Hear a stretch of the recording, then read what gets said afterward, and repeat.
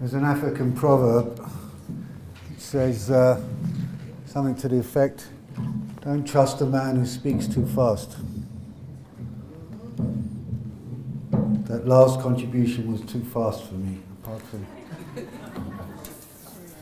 but I do think, I just want to step back a bit because particularly, I don't have much truck with the SAFAT, really.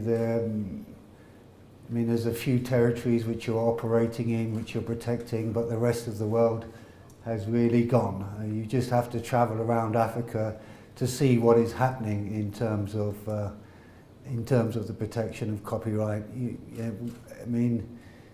The bill is a long time coming. I made a film called You Choose, CHUSE, in 2007, where the DTI were saying then that they were reviewing copyright. So the process has been going on 11 years. Meanwhile, the knowledge economy, the information economy has been speeding ahead at a very, very fast pace.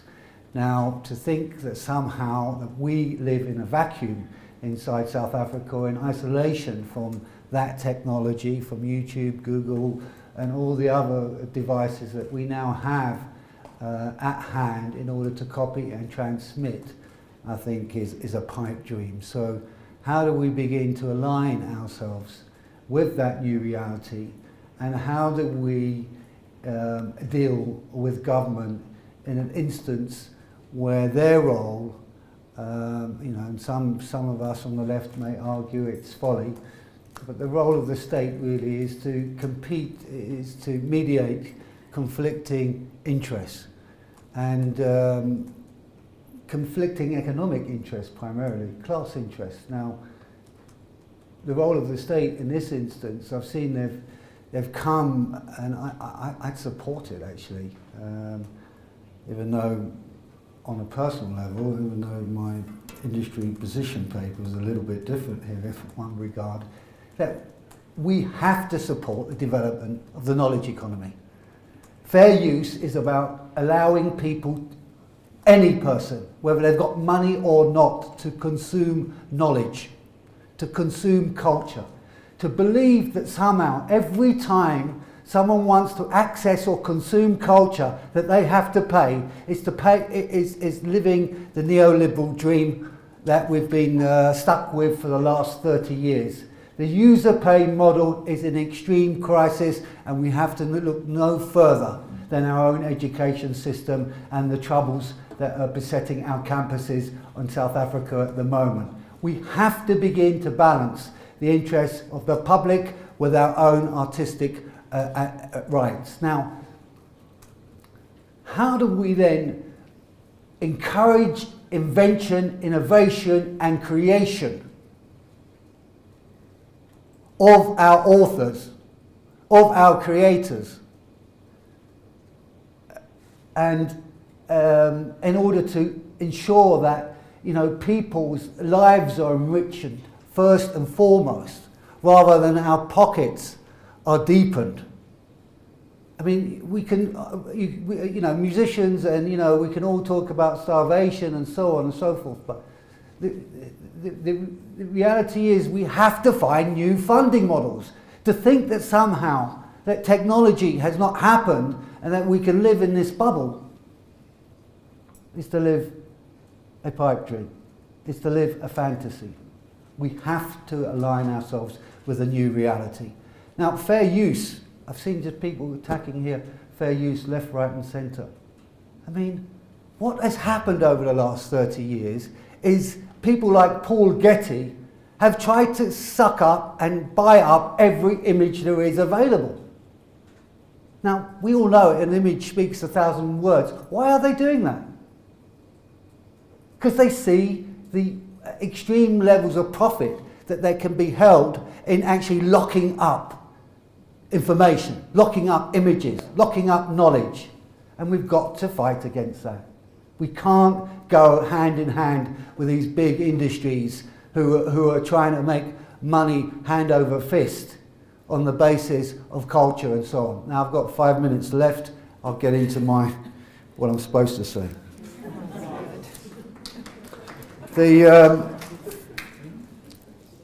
Really, I think we've got a problem with the state here and the way it's wording some of the clauses here, and particularly the presumption of state and local ownership, local organisations' ownership of the copyright. Now we're talking here specifically in our regard the SABC, in works that are funded or directed by them.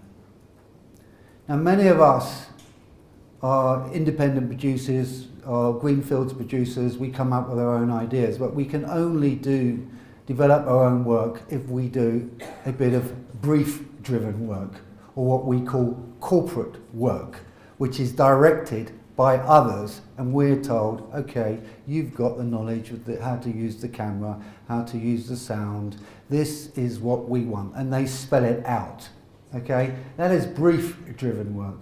We cannot expect to own copyright on that sort of work, but we can expect to have all rights invested in producers, creators of content,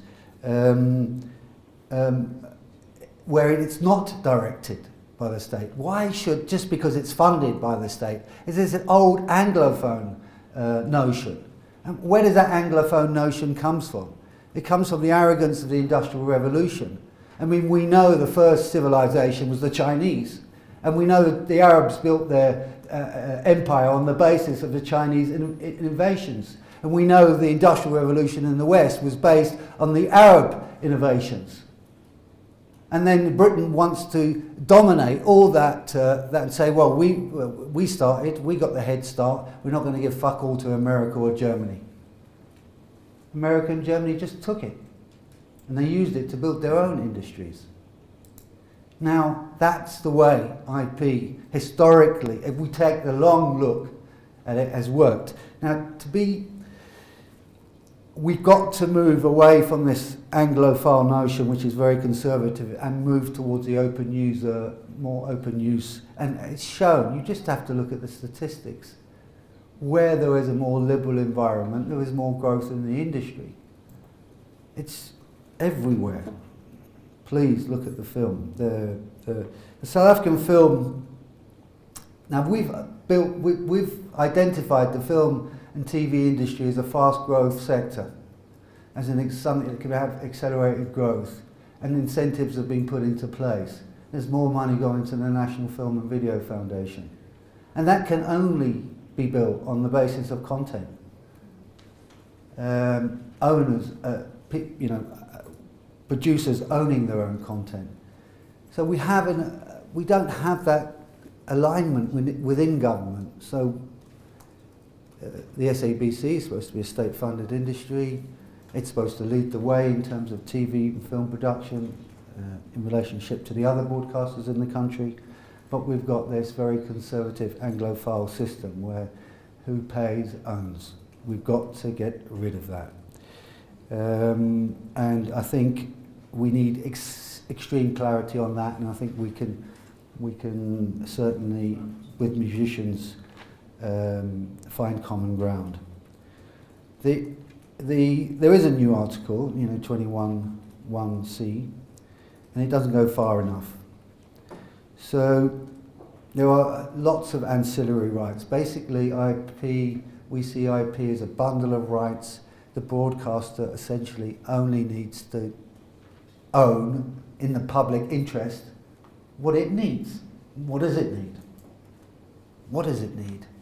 Its core function is to broadcast to the South African public to enrich their lives. All the other rights, the other platforms it's not operating in are open. International rights and so on. It's shown that it doesn't have the ability, the competence to be able to push, and all the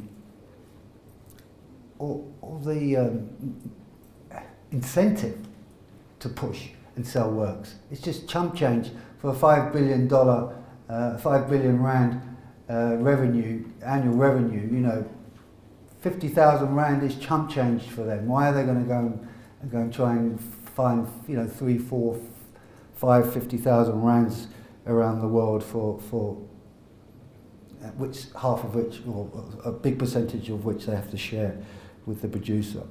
So I think, you know, hopefully I've provoked some thought here that, you know, this is about a balancing act, that fair use is a critical tool, that we cannot allow people to lock up images, lock up vocabulary, that the greater public interest here is the public interest, and the incentivization of producers, audio-visual producers, music producers, authors and so on to produce are critical in order to ensure that we are participating as a country in that knowledge economy, in that information economy, in that film economy, in that publishing economy.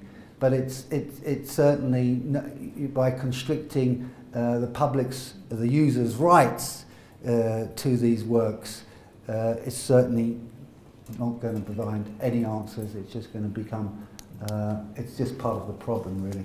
And the big companies and the big law firms, some of which are in this room, are the problem, not the solution.